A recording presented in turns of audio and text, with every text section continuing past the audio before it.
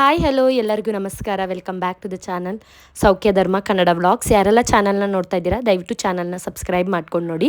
ಹಾಗೆ ವಿಡಿಯೋ ಇಷ್ಟ ಆದರೆ ಲೈಕ್ ಮಾಡಿ ಶೇರ್ ಮಾಡೋದನ್ನ ಮರಿಬೇಡಿ. ಸೊ ಇವತ್ತು ನಾನು ನನ್ನ ಹಸ್ಬೆಂಡ್ ಮನೆಗೆ ಹೊರಡೋ ದಿನ. ಸೊ ಹಾಗಾಗಿ ಇಲ್ಲಿ ನನ್ನ ಹಸ್ಬೆಂಡ್ ಕಾರೆಲ್ಲ ಕ್ಲೀನ್ ಮಾಡೋಣ ಅಂತ ಹೇಳಿಬಿಟ್ಟು ಕಾರ್ ಕ್ಲೀನ್ ಮಾಡ್ಕೋತಾ ಇದ್ರು.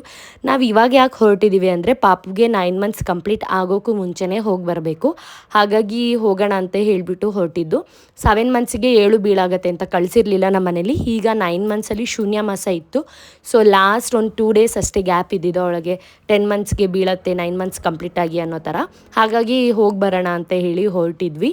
ಇಲ್ಲೆಲ್ಲ ರೆಡಿ ಮಾಡಿದರು, ತಿಂಡಿಗೆ ಅಮ್ಮ ಎಲ್ಲ ರೆಡಿ ಮಾಡಿದರು. ಆ್ಯಂಡ್ ಪಾಪುನು ಕೂಡ ಸ್ನಾನ ಮಾಡಿಸಿ ಅವಳಿಗೂ ರೆಡಿ ಮಾಡಿಸ್ಬಿಟ್ಟೆ. ಯಾಕೆಂದರೆ ಫಸ್ಟ್ ಅವಳದೇ ಕೆಲಸಗಳು ಮುಗಿಬೇಕು.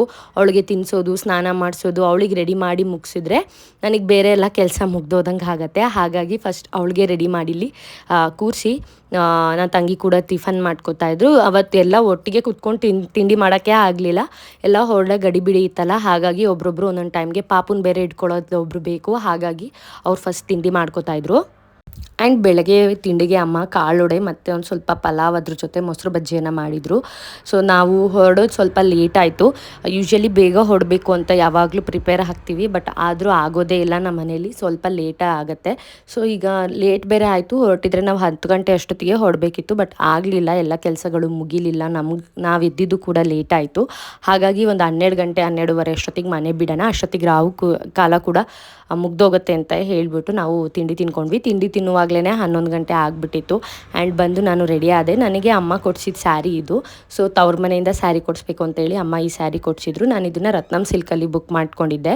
ಸೊ ಅದನ್ನೇ ಹೊಲಿಸ್ಕೊಂಡೆ. ಇವಾಗ ಉಟ್ಕೊಂಡು ಹೋಗೋಕ್ಕಾಗತ್ತೆ ಅಂತ ಹೇಳಿಬಿಟ್ಟು ಈ ಬ್ಲೌಸ್ನ ಕೊಡೋದಕ್ಕೆ ಆಲ್ಮೋಸ್ಟ್ ಅವರು ಒಂದು 20 ಡೇಸ್ ತೊಗೊಂಡಿದ್ದಾರೆ. ಸೊ ಫೋನ್ ಮಾಡಿ ಟಾರ್ಚರ್ ಮಾಡಿ ಇಸ್ಕೊಂಡಿದ್ದಾಯಿತು. ಹಬ್ಬದ ಸೀಸನ್ ಇದ್ದರೆ ಹಾಗೇ, ಅಂದರೆ ಸಂಕ್ರಾಂತಿ ಮುಂದೆ ಹೊರಟಿದ್ದಲ್ವ ನಾನು, ಹಾಗಾಗಿ ಒಂದು ಸ್ವಲ್ಪ ಲೇಟಾಗೆ ಬ್ಲೌಸ್ ಕೊಟ್ಟರು. ಆ್ಯಂಡ್ ಸ್ಯಾರಿ ತುಂಬ ಕಂಫರ್ಟಬಲ್ ಆಗಿತ್ತು, ನನಗೆ ಚೆನ್ನಾಗಿ ಕುತ್ಕೊಂಡಿತ್ತು, ಯಾವುದೇ ರೀತಿ ತೊಂದರೆ ಮಾಡಲಿಲ್ಲ, ಅಂದರೆ ನೆರಿಗೆ ಮಾಡ್ಕೊಳ್ಳುವಾಗೆಲ್ಲ. ಸೊ ಚೆನ್ನಾಗಿತ್ತು ಸ್ಯಾರಿ ಕೂಡ. ಆ್ಯಂಡ್ ಇವಾಗ ಮಡ್ಲಕ್ಕಿ ಹಾಕಿ ಕಳಿಸ್ತಾ ಇದ್ದಾರೆ. ಸೊ ಫಸ್ಟ್ ಟೈಮ್ ಗಂಡನ ಮನೆಗೆ ಅಂದರೆ ಪಾಪುವಾಗಿ ಫಸ್ಟ್ ಟೈಮ್ ಹೊರಡ್ತಾ ಇರೋದಲ್ವ. ಸೊ ಹಾಗಾಗಿ ಸೀಮಂತದಲ್ಲಿ ಮಡ್ಲಕ್ಕಿ ಅವ್ರ ಮನೇಲಿ ಹಾಕಿರ್ತಾರೆ, ಇವಾಗ ಇಲ್ಲಿಂದ ಹಾಕಿ ಕಳಿಸ್ಬೇಕು ಅಂತ ಮಡ್ಲಕ್ಕಿಯನ್ನು ಹಾಕ್ತಾ ಇದ್ದಾರೆ. ಸೊ ನನಗೆ ಇವಾಗಲೇ ಬೇಜಾರಾಗಿಬಿಟ್ಟಿತ್ತು, ಹೊರಡ್ತಾ ಇದ್ದೀನಲ್ಲ ಅಂತ ಏನೋ ಫೀಲ್. 2 ಡೇಸ್ ಅಷ್ಟೇ ಹೋಗಿ ಬರೋದಾದ್ರೂ ಒಂದು ಸ್ವಲ್ಪ ನನಗೆ ಜಾಸ್ತಿನೇ ಬೇಜಾರಾಗ್ತಿತ್ತು. ನನ್ನ ಜೊತೆ ಯಾರೂ ಇರಲಿಲ್ಲ, ಹಸ್ಬೆಂಡ್, ನಾನು, ನಮ್ಮ ಪಾಪು ಅಷ್ಟೇ ಹೊರಟಿದ್ದು. ನನಗೇನಲ್ಲಿ ಅಷ್ಟೊಂದು ಬೇಜಾರಾಗಲ್ಲ, ಬಟ್ ಆದರೂ ಯಾರಾದ್ರು ಜೊತೇಲಿ ಇದ್ದಿದ್ರೆ ಚೆನ್ನಾಗಿರೋದು ಅನ್ನಿಸ್ತಿತ್ತು.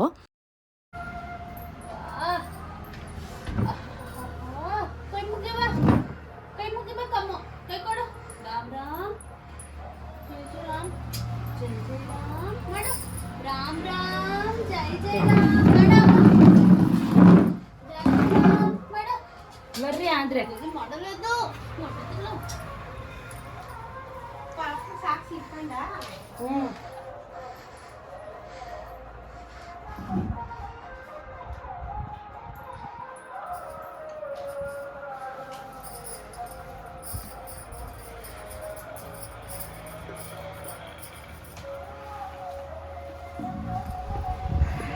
ಅಲ್ಲಿ ತಾತಂಗೆ ನಮಸ್ಕಾರ ಮಾಡ್ಕೊಳ್ಳಲ್ಲ.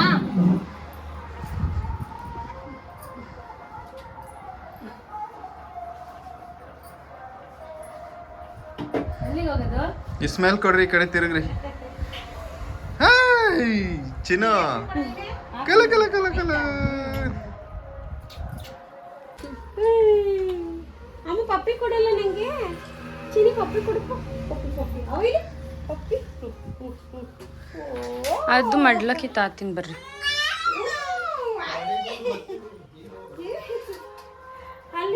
ಚಿನಿಮಾ ಬಾಯ್.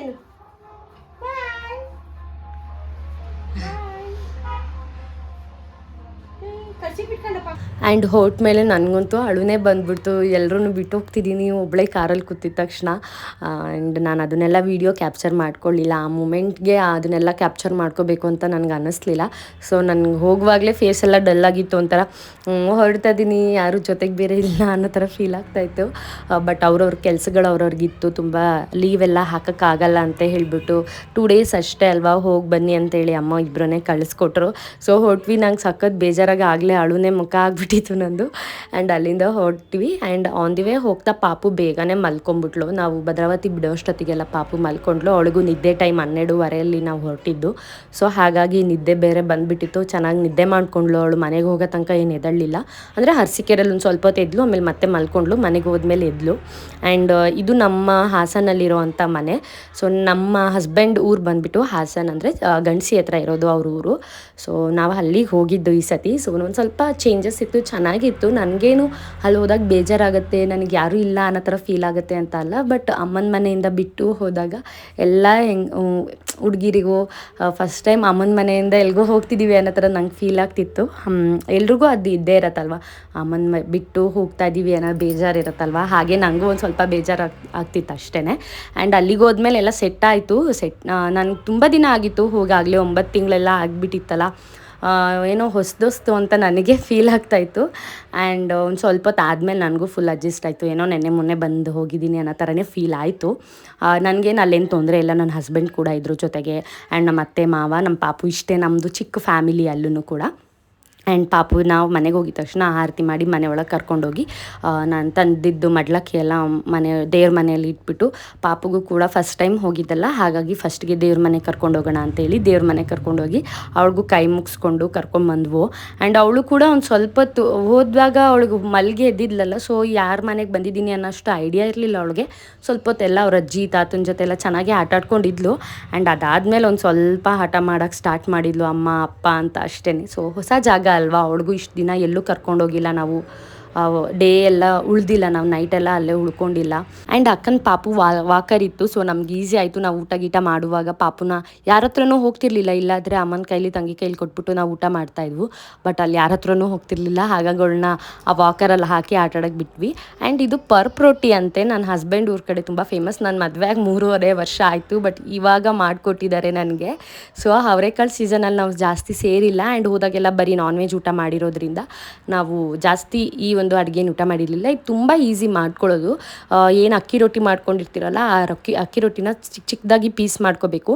ಆ್ಯಂಡ್ ಅದಕ್ಕೆ ಒಂದು ಸ್ವಲ್ಪ ಕಾಯಿ ತುರಿ, ಹುಚ್ಚೆಳ್ಳು ಪುಡಿ ಆ್ಯಂಡ್ ಬೆಣ್ಣೆ ಮತ್ತು ಇದ್ಕಿದ ಬೇಳೆ ಇರುತ್ತಲ್ಲ ಅದ್ರದ್ದು ಸಾಂಬಾರು ಮಾಡಿರ್ತಾರೆ. ಅದು ಸೂಪರಾಗಿತ್ತು. ನನಗೆ ಫಸ್ಟ್ ಟೈಮ್ ಈ ಥರ ಎಲ್ಲ ಮಿಕ್ಸ್ ಮಾಡ್ಕೊಂಡು ತಿನ್ನೋದು ತುಂಬ ಚೆನ್ನಾಗಿತ್ತು. ನನಗೆ ಈ ಸತಿ ಹೋದಾಗ ಹೊಸ ಹೊಸ ವೆರೈಟಿ ಫುಡ್. ಅಂದರೆ ನಾವು ಇಷ್ಟು ದಿನದ ತನಕ ನಾವು ಒಂದು 2 days 3 days ಇದ್ವಿ. ಬಟ್ 2 days 3 days ನಾನು ಜಾಸ್ತಿ ನನ್ನ ಹಸ್ಬೆಂಡ್ ಊರಲ್ಲಿ ಕಳೆದಿದ್ದು. ಅಂದರೆ ನಾವು ಹೋಗಿ ಬರೋದು, ಹೋದರೆ ಹಬ್ಬದ ಟೈಮಲ್ಲೆಲ್ಲ ಹೋಗ್ತಿದ್ವಲ್ಲ, ಆವಾಗ ಜಸ್ಟ್ ನಾನ್ ವೆಜ್ಜೇ ಇರೋದು ನಮ್ಮ ಮನೇಲಿ. ಯಾವಾಗಲೂ ಹೋಗಿರ್ತೀವಿ ಅಂತ ಹೇಳಿ ನಾನ್ ವೆಜ್ಜೇ ಮಾಡಿರೋರು. ಹಾಗಾಗಿ ಈ ಸತಿ ಸ್ವಲ್ಪ ಒಂದು 2 days ಉಳ್ಕೊಂಡ್ವಲ್ಲ, ಹಾಗಾಗಿ ಒಂದು ಸ್ವಲ್ಪ ಡಿಫ್ರೆಂಟ್ ಅವ್ರ ಊರಿನ ಶೈಲಿ ಅಡುಗೆ ಎಲ್ಲ ತಿನ್ನೋದಕ್ಕೆ ನನಗೆ 3.5 ವರ್ಷ ಆದಮೇಲೆ ಯೋಗ ಕೂಡ ಬಂದಿದೆ. ಆ್ಯಂಡ್ ಸಂಜೆ ಊಟ ಮಾಡಿದ್ದೆ. ನಾವು 5 ಗಂಟೆ ಅಷ್ಟೊತ್ತಿಗೆ ಹೋಗಿದ್ದೆ. 5 ಗಂಟೆ ಆಗಿತ್ತು, ನಾವು 4:15 5 ಗಂಟೆ. ಸೊ ಊಟ ಮಾಡಿಕೊಂಡು ಒಂದು ಸ್ವಲ್ಪ ಪಾಪುನು ಕರ್ಕೊಂಡು ಹೊರಗಡೆ ಆಟ ಆಡಿಸ್ತಾ ಇದ್ವು. ಆ್ಯಂಡ್ ಆಮೇಲಿಂದ ಹಸ್ಬೆಂಡ್ ಮತ್ತು ನಮ್ಮ ಮಾವ ಹೊರಗೆ ಹೋಗಿದ್ರು. ಒಂದು ಸ್ವಲ್ಪ ಕೆಲಸ ಇತ್ತು ಟಿಪ್ಟೂರಲ್ಲಿ ಅಂತ ಹೇಳಿಬಿಟ್ಟು. ಅವರಿಗೆ ಟಿಪ್ಟೂರ್ ಕೂಡ ತುಂಬ ಹತ್ರ ಆಗುತ್ತೆ, ಹಾಗಾಗಿ ಟಿಪ್ಟೂರ್ಗೆ ಹೋಗಿ ಬಂದಿದ್ರು. ಅಷ್ಟೊತ್ತಿಗೆ ಅಮ್ಮ ನನ್ನ ಹಸ್ಬೆಂಡ್ಗೆ ತುಂಬ ಇಷ್ಟ ಆಗುತ್ತೆ ಅಂತ ಶಾವಿಗೆ ಒತ್ತೋಣ ಅಂತ ಹೇಳಿಬಿಟ್ಟು ಇಲ್ಲಿ ಎಲ್ಲ ಶಾವಿಗೆ ಹೊತ್ತುತ್ತಾ ಇದ್ದಾರೆ. ಸೊ ತುಂಬ ಡಿಫ್ರೆಂಟ್ ಶೈಲಿ ಊಟ ಇವತ್ತು. ಊರಿಗೆ ಹೋದಾಗ ಕಾಯಿ ಹಾಲು ಮತ್ತು ಶಾವಿಗೆ ಹೊತ್ತಿದ್ರು ನೈಟ್ ಊಟಕ್ಕೆ. ತುಂಬ ಚೆನ್ನಾಗಿತ್ತು. ನಾವು ಲಾಸ್ಟ್ ಟೈಮ್ ಕಾರ್ತಿಕದಲ್ಲಿ ನಮ್ಮ ಮನೇಲಿ ಮಾಡಿದ್ವಿ, ನನ್ನ ಅಮ್ಮನ ಮನೇಲಿ ಮಾಡಿದ್ವಿ. ಬಟ್ ಈ ಸತಿ ಇಲ್ಲೂ ಹೋದಾಗ್ಲೂ ಮಾಡಿದ್ರು. ಇದು ಶಾವಿಗೆ ಹೊತ್ತದ ಇತ್ತು ಅಂತ ಹೇಳಿಬಿಟ್ಟು ಅದರಲ್ಲೇ ಹೊತ್ತಿದ್ರು, ಮರದ ಹೊರಳಿದು ಅಂತ ಹೇಳಿಬಿಟ್ಟು. ಸೊ ನಮ್ಮನೇಲಿ ನಾವು ಜಸ್ಟ್ ಚಕ್ಲಿ ಹೊಳ್ಳಲ್ಲೇ ಹೊತ್ಕೊಂಡ್ಬಿಟ್ಟಿದ್ವು. ಬಟ್ ಅಲ್ಲಿ ಅದೇ ಶಾವಿಗೆ ಹೊತ್ತದೇ ಇತ್ತು ಅಂತ ಅದರಲ್ಲಿ ಹೊತ್ತಿದ್ವಿ. ಒಂಥರ ಇದರಲ್ಲಿ ಒಂದು ಸ್ವಲ್ಪ ದಪ್ಪ ದಪ್ಪ ಇತ್ತು ಶಾವಿಗೆ, ಇದರಲ್ಲಿ ಒಂದು ಸ್ವಲ್ಪ ತೆಳು ಇತ್ತು ಚಕ್ಲಿ ಹೊಳ್ಳಲ್ಲಿ. ಎರಡೂ ಸೇಮ್ ಟೇಸ್ಟೇ. ಬಟ್ ಒಂದು ಸ್ವಲ್ಪ ಚೆನ್ನಾಗಿ ಅನ್ನಿಸ್ತಿತ್ತು.